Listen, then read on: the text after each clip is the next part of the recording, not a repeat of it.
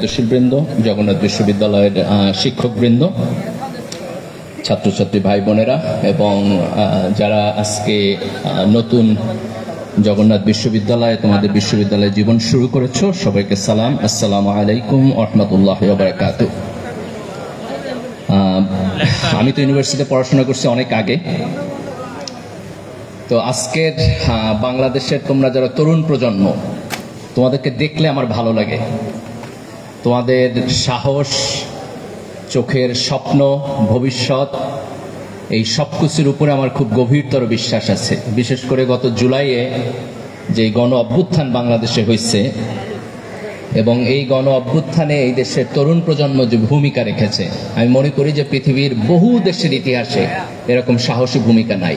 এটা একটা অসাধারণ, একটা এক্সট্রাঅর্ডিনারি সিচুয়েশন। প্রায় এই প্রশ্নের সম্মুখীন হতে হয় আমাকে বিভিন্ন আলাপ আলোচনায়, যে জুলাইয়ে আমরা যেই আশা আকাঙ্ক্ষা সামনে রেখে এই পরিবর্তনের নেতৃত্ব দিয়েছিলাম, এটা অর্জন হবে কিনা, এটা পূর্ণ হবে কিনা। আজকে 1 বছর পরে আমরা যেখানে দাঁড়িয়ে আছি, এই সিচুয়েশন কিছুটা ফ্রাস্ট্রেটিং কিনা, কিছুটা নেগেটিভ কিনা। তো কোনো ধরনের থিওরিটিক্যাল আলাপ আলোচনা বাদেই আমার কাছে মনে হয় যে এই দেশের তরুণ প্রজন্মের মধ্যে এখন যে জেনারেশনাল অ্যাসপিরেশন আছে, যে তারা যে পরিবর্তন চায়, তারা যে চায় যে এই দেশটা ভালোভাবে চলুক, তারা চায় তাদের শিক্ষা ব্যবস্থা ভালোভাবে চলুক, এই অ্যাসপিরেশনের একটা রিফ্লেকশন আমাদের সমাজে, রাজনীতিতে পড়বেই, এটা আমার গভীরতর বিশ্বাস ইনশাআল্লাহ। এই জেনারেশনাল পরিবর্তনটা আমরা কিভাবে ইনস্টিটিউশনালাইজ করব, সেটা নিয়ে আমাদের আলাপ আলোচনা করতে হবে। সেখানে হয়তো আমরা যেভাবে চিন্তা করতেছি তার সবটা এক্স্যাক্টলি ওইভাবে হবে না, 2 2 4 হওয়ার মতো ইকুয়েশন মিলবে না, কিন্তু এই আকাঙ্ক্ষার একটা রিফ্লেকশন আমাদের সমাজে, রাষ্ট্রে এটা পড়বে বলেই আমার বিশ্বাস।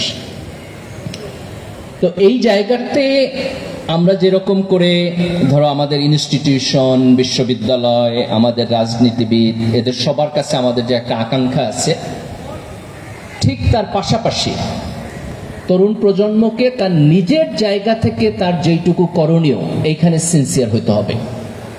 কারণ কোনো একটা জিনিস ভাঙার যে ক্যাপাসিটি আর এইটাকে গড়ার যে ক্যাপাসিটি, এই দুইটা সেম না। অনেক সময় ভাঙাটা সহজ, কিন্তু গড়াটা অনেক কঠিন।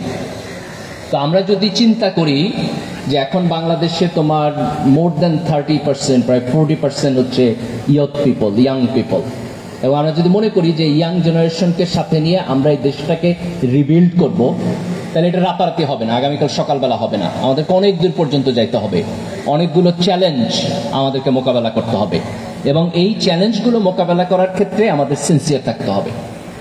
এর প্রথম কাজটা হলো যে এই তরুণ প্রজন্মকে আমাদের স্কিলড ম্যান পাওয়ারে কনভার্ট করতে হবে। এবং আমি যদি স্কিল ম্যান পাওয়ারে এদেরকে কনভার্ট করতে চাই, তাহলে তাদেরকে আমার পড়াশোনায় ফিরিয়ে আনতে হবে। কারণ এখন আমরা একটা পলিটিক্যাল হাইপের মধ্যে আছি, এবং এটা জরুরি। জাতীয় গুরুত্বপূর্ণ বিষয়ে ছাত্র সমাজের এবং তরুণদের রাজনৈতিক সচেতনতা এবং রাজনৈতিক অ্যাক্টিভিজম, এটা জরুরি। এটা ব্যতি রেখে আমরা এই সমাজকে এবং রাষ্ট্রকে রিবিল্ড করতে পারবো না। কিন্তু ছাত্রদের অল টাইম কাজ কিন্তু রাজনীতি নিয়ে চিন্তা ভাবনা করা না। তুমি যদি তোমার 24 আওয়ার্স প্রায়োরিটি থাকে যে পলিটিক্যাল রিফর্মেশন কিভাবে হচ্ছে, তাইলে আজকের দুনিয়াতে এই যে সায়েন্স এবং টেকনোলজির যে ডেভেলপমেন্ট হইতেছে, সেখানে কম্পিট করবে কে? আজকের দুনিয়াতে চেঞ্জটা আগের চেয়ে অনেক বেশি ফাস্ট, এবং টেকনোলজিক্যাল ডেভেলপমেন্ট যদি দেখো, হিউম্যান সিভিলাইজেশনে, হিউম্যান হিস্ট্রিতে কখনোই এই লেভেলে আমরা ছিলাম না। আজকে আর্টিফিশিয়াল ইন্টেলিজেন্স যদি দেখো, চ্যাট জিপিটি যেভাবে কাজ করতেছে, this is the very beginning of artificial intelligence. AI আমরা তার প্রিলিমিনারি স্টেজে আছি। জাস্ট মানে sit tight and see, 20 years, 25 years, দেখো দুনিয়া বদলাই গেছে। তো এই যে টেকনোলজিক্যাল পরিবর্তন যেটা হইতেছে, এই পরিবর্তনে তো আমাদের কম্পিটেন্ট হইতে হবে। আমরা যদি কম্পিটেন্ট না হই, তা আমরা অন্যদের সাথে প্রতিযোগিতায় পারবো না। তো এই স্কিল, এই সফট স্কিল, একাডেমিক স্কিল, এটা যদি আমরা তৈরি করতে চাই, তাহলে আমাদের পড়াশোনায় ব্যাক করতে হবে। আমাদের বিশ্ববিদ্যালয়গুলোকে ভালো পড়াশোনার জায়গা তৈরি করতে হবে। আনফরচুনেটলি আমরা এখন পর্যন্ত এমন একটা জায়গায় আছি যে আমরা এখনো ভয় পাই যে আমাদের রাজনৈতিক পরিবেশ ঠিক থাকবে কিনা, ক্যাম্পাসে আবার মারামারি শুরু হবে কিনা, ছাত্র সংগঠনগুলোর পিসফুল কোএক্সিস্টেন্স এটা ভাঙা যাবে কিনা, আমার ক্লাসরুমে আমার যথেষ্ট সাপোর্ট সিস্টেম আছে কিনা। তো এগুলো নিয়ে তো আমাদের এখন চিন্তা করার কথা ছিল না, এটা আমাদের খুব আনফরচুনেট একটা সিচুয়েশন, কিন্তু we need to change that. তো এই চেঞ্জের ক্ষেত্রে তোমাদের জায়গা থেকে যেটা করণীয় সেটা হচ্ছে যে তোমার লাইফের যে প্রেশাস টাইম, এইটাকে ক্যাপাসিটি এবং কোয়ালিটি, পড়াশোনা, দক্ষতা, যোগ্যতা, এইটা বিল্ড আপের ক্ষেত্রে কাজে লাগাইতে হবে। এই সময়টাকে অন্যান্য কাজে ডিসেন্ট্রালাইজড করে দেওয়া, তোমার বেসিক ডেভেলপমেন্টটাকে যেন তুমি ব্যাহত না করো, এই ফোকাসটা আমাদের জরুরি। যারা এখানে বিশ্ববিদ্যালয়ের শিক্ষক আছেন তাদের জন্য এটা জরুরি, যারা ছাত্র আছে, আমরা যারা অভিভাবক আছি তাদের জন্য এটা জরুরি। একাডেমিক কোয়ালিফিকেশনকে আমি দুইটা ভাগে ভাগ করব, মোরাল জায়গায় একটু পরে যাই। প্রথমটা হচ্ছে তুমি যে সাবজেক্টে পড়ো সেই সাবজেক্টের নলেজ, সেখানে তোমার জিপিএ ভালো হইতে হবে, তোমার সাবজেক্টের টেকনিক্যাল ক্যাপাসিটি তোমার থাকতে হবে, ওই সাবজেক্টের বিষয়ভিত্তিক দক্ষতা তোমাকে অর্জন করতে হবে। আরেকটা প্যারালাল ক্যাপাসিটি, যেটাকে অনেক সময় আমরা সফট স্কিল বলি, এইটা অলওয়েজ মানুষের জন্য প্রয়োজন। যেমন ধরো তোমার কমিউনিকেশন স্কিল, তুমি কিভাবে আরেকজনের সাথে কথা বলো, তোমার পাবলিক স্পিকিং, যে তোমাকে যদি একটা বিষয় নিয়ে বক্তৃতা দিতে বলা হয় তাহলে তুমি এটা দিতে পারো কিনা, তোমার টিচিং ক্যাপাসিটি, এটা এক ধরনের কমিউনিকেশন, আমি তোমার ক্লাসে দাঁড় করায় দিলে তুমি ভালোভাবে প্রেজেন্টেশন দিতে পারো কিনা, তোমার ল্যাঙ্গুয়েজ ক্যাপাসিটি, তোমার ভাষার উপরে কথা বলাও যেমন ভাষা, তোমার ওয়ার্ডিং, তুমি খেয়াল করে দেখবা ইদানিং এটা তো সোশ্যাল মিডিয়া একটা ট্রেন্ড যে মানুষ গালাগালি বেশি করে। আমার একটা থিওরি আছে, যে ভাষায় যত দুর্বল তারে তুমি দেখবা ব্যাড ওয়ার্ড সে তত বেশি ব্যবহার করে। তার কারণ হলো সে তার স্ট্রং ইমোশন প্রপার ল্যাঙ্গুয়েজে ডেসিমিনেট করতে পারে না। তো ল্যাঙ্গুয়েজ ক্যাপাসিটি এটা ইম্পর্টেন্ট। ম্যাথমেটিক্যাল ক্যাপাসিটি, যেটাকে আমরা অনেক সময় অ্যানালাইটিক্যাল অ্যাবিলিটি বলি, এটা গুরুত্বপূর্ণ।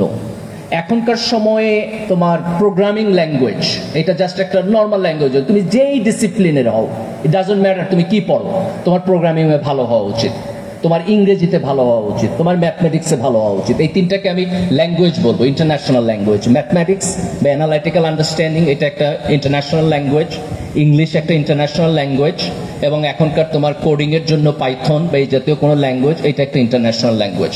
হোয়াট এভার ডিসিপ্লিন তুমি, ডাজন্ট ম্যাটার, এই কয়টা বিষয়ে তোমাকে ডেভেলপড হইতে হবে। এই জায়গাটাতে যদি তুমি ডেভেলপড হও, তোমার একাডেমিক স্কিল থাকে, দুনিয়া কোন পর্যন্ত ডেভেলপ হইতেছে সেটা সম্পর্কে যদি তোমার জানা থাকে, তাইলে পরে তুমি ফর্মিডেবল ইয়ুথ হয়ে উঠবা। যে আমাদের যে হিউজ ম্যান পাওয়ার এখন, এই ম্যান পাওয়ারকে আমরা কাজে লাগাইতে পারবো। আমাদের বিশ্ববিদ্যালয়, অন্যান্য শিক্ষা প্রতিষ্ঠান, এর সব কিছুর দায় দায়িত্ব এটা হওয়া উচিত। এবং এখানে শুধু ধরো তোমরা অনেক সাকসেসফুল ইউনিভার্সিটিতে আসছো, শুধু এই প্রজন্ম না, যারা এতটা সাকসেসফুল হইতে পারে নাই, তাদেরকেও আমরা কিভাবে কাজে লাগাবো সেটাও আমাদের গ্রেটার ইকোনমিক প্ল্যান এবং রাষ্ট্রের প্ল্যানের মধ্যে থাকতে হবে। আরেকটা গুরুত্বপূর্ণ জিনিস বিশ্ববিদ্যালয় লাইফে, এটা হলো যে নেটওয়ার্কিং বা ফ্রেন্ডশিপ, এটা তৈরি করার জন্য এটা হচ্ছে সবচাইতে তোমার সুন্দর সময়। এখন ইউনিভার্সিটিতে পড়তেছো, এত চাপ নাই, একদিন দেখবা যে তোমরা সবাই অনেক বড় হয়ে যাবে ইনশাল্লাহ, এক একজন এক এক জায়গায় গিয়ে সাকসেসফুল মানুষ হয়ে উঠবা। তো এই বিশ্ববিদ্যালয়ে আইসা বন্ধুত্ব তৈরির এবং নেটওয়ার্কিং করার যে অসাধারণ সময় এবং সুযোগটা পাবা, এটা পরের লাইফে আর পাবা না। নতুন করে মানুষের এত ফ্রেন্ড হয় না। তুমি যখন প্রফেশনাল লাইফে যাবা, দেখবে তোমার মানে ভেরি ফিউ পিপল যাদেরকে তুমি টাচ করতে পারো তোমার নেইবারহুডের মধ্যে থাকে। কিন্তু ইউনিভার্সিটি লাইফ, স্কুল, কলেজ এবং ইউনিভার্সিটি, এই লাইফে এটার সুযোগ আছে যে তোমার ফ্রেন্ডশিপের নেটওয়ার্কটা অনেক বড় করে দেওয়া। সবাই যদি সবার সাথে এই ফ্রেন্ডশিপের নেটওয়ার্কটা বড় করে ফেলতে পারো, তাহলে বিশ্ববিদ্যালয় একটা আনন্দের জায়গা হবে। আমরা চাই যে বিশ্ববিদ্যালয় একটা জ্ঞানের জায়গা হবে, বিশ্ববিদ্যালয় একটা আনন্দের জায়গা হবে। ইনফ্রাস্ট্রাকচার ইম্পর্টেন্ট, কিন্তু ইনফ্রাস্ট্রাকচারের চাইতেও অনেক বেশি ইম্পর্টেন্ট হলো ব্রিলিয়ান্ট টিচার, যারা অনেস্টলি ব্রিলিয়ান্ট এবং ছাত্রদের প্রতি তোমার কেয়ারফুল, ব্রিলিয়ান্ট স্টুডেন্ট এবং তাদের সময়কে ডেডিকেট করা, এবং আশপাশের পরিবেশটা ভয়মুক্ত হবে, আনন্দের হবে, যাতে করে তুমি পড়াশোনার মধ্যে তোমাকে এঙ্গেজ করতে পারো। আমাদের এই বিশাল ইয়াং জেনারেশনকে যদি আমরা একটা ভালো বিশ্ববিদ্যালয় শিক্ষা ব্যবস্থার মধ্য দিয়ে নিতে পারি, তাহলে মূলত এই দেশে একটা বড় ধরনের পরিবর্তন এখন করা সম্ভব। এই জায়গায় রাজনীতি অনেক সময় যতটা হেল্পফুল হওয়ার কথা, ততটা হেল্পফুল না আমাদের দেশে। কিছু অবস্ট্রাকল আছে, অনেক সময় নেগেটিভ এনভায়রনমেন্ট তৈরি করে। এই জায়গাটা আমাদেরকে ওভারকাম করতে হবে। আজকে ছাত্র শিবির এই প্রোগ্রামের আয়োজন করছে, আমি আশা করি অন্যান্য ছাত্র সংগঠন এখানে করবে, সেখানেও তোমরা যাবা, তাদের কথা শুনবা।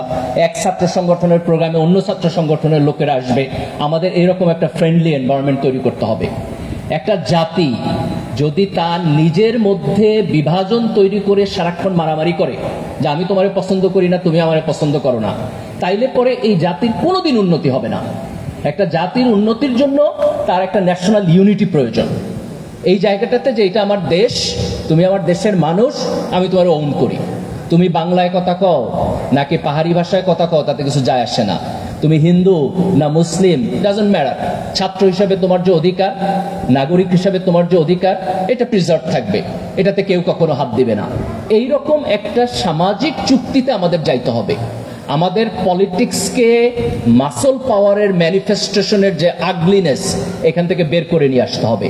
আমাদের আগের প্রজন্ম এটা পারে নাই, কিন্তু আমরা চাই না যে এই সাইকেল আমাদের দেশে আরো থাকুক। যারা এখানে ছাত্র রাজনীতি করো, যেই সংগঠনের রাজনীতি করো, তোমরা কখনো মারামারিতে যাইবা না, কখনো আরেকজনের সাথে ফালতু কম্পিটিশনে যাইবা না। তুমি বিশ্ববিদ্যালয়ে পড়বা 4 বছর 5 বছর, তারপর চলে যাবা, তুমি এখানে থাকবা না। যেই বন্ধুটাকে আজকে তুমি তোমার মাসল পাওয়ার দেখায় অপ্রেস করবা, আজকে থেকে 10 বছর পর দেখবা সে তোমার চাইতে অনেক বড় ভালো পজিশনে আছে। আমাদের হিস্ট্রিতে হয়েছে, আমাদের লাইফে হয়েছে, আমরা এটা দেখছি। তো এই যে ছোট্ট একটু ক্ষমতা নিয়ে এইটাকে ইউজ করে তুমি খুব শান্তি পাইতেছো, এটা তোমার জীবনে আদৌ কোনো কাজ দিবে না ইন দ্য লং রান। বরং আমরা যদি চিন্তা করি, যেমন এখানে তোমরা যদি কালেক্টিভলি চিন্তা করো, এটা আমার বিশ্ববিদ্যালয় এবং আমার টার্গেট হলো আমি জগন্নাথ বিশ্ববিদ্যালয়কে এমন একটা বিশ্ববিদ্যালয় হিসেবে প্রতিষ্ঠিত করব যে যেটা এক্সাম্পল হবে অন্যদের কাছে। এই ওনারশিপটা যদি তোমাদের থাকে, এই কালেক্টিভনেস যদি থাকে, তাহলে তুমি দেখবা যে তোমার বিশ্ববিদ্যালয়ের উন্নতি অনেক বেশি হবে। একই কথা দেশের জন্য সত্য। আমরা সবাই যদি মনে করি যে এটা আমার দেশ, এটা আমার মাতৃভূমি, এখানে আমি বড় হয়েছি, এখানে আমার সন্তান বড় হবে, এখানে আমার ভাই বোন আত্মীয় স্বজন বড় হবে, এটাকে সবাই মিলে ভালো রাখা হচ্ছে আমার দায়িত্ব। এই কালেকটিভ জাতীয় ঐক্যমতে যদি আমরা যাইতে পারি, তাহলে দেখবা যে সিনারিওটা পরিবর্তন হয়ে যাবে। এটাই আমাদের টার্গেট হওয়া উচিত। আরেকটা জিনিস আমাদের মনে রাখতে হবে, সেটা হচ্ছে যে এই যে আমার স্কিল ডেভেলপমেন্ট, আমি দেশের উন্নয়ন চাই, আমি বড় হইতে চাই, আমার দেশটাকে ভালো করতে চাই, এইখানে আমাদের নিজের ব্যক্তিগত ম্যাটেরিয়ালিস্টিক স্বার্থের বিয়ন্ডে যাইতে হবে, যেটাকে আমরা ভ্যালুজ বলি। ভ্যালুজের দুইটা পার্সপেক্টিভ। একটা হলো এই যে আমার আপওয়ার্ড সোশ্যাল ব্রিঙ্গিং, যে আমি ভালো রেজাল্ট করব, ভালো চাকরিতে যাব, কন্ট্রিবিউশন করব, ভালো করব। এখানে আমি ইমোরাল কিছু করব না, আমি পরীক্ষায় নকল করব না, আমি খাতা টেম্পারিং করব না, আমার যতটুকু সামর্থ্য আছে ওই অনুযায়ী আমি পরীক্ষা দেব। আমি যখন চাকরিতে যাব আমি চুরি করব না, আমি মিথ্যা কথা বলবো না, আমি ঘুষ খাবো না, আমি দুর্নীতি করব না। এটা হচ্ছে আমার একটা মোরাল পয়েন্ট, যে আমি ফেয়ার জায়গায় থাকবো।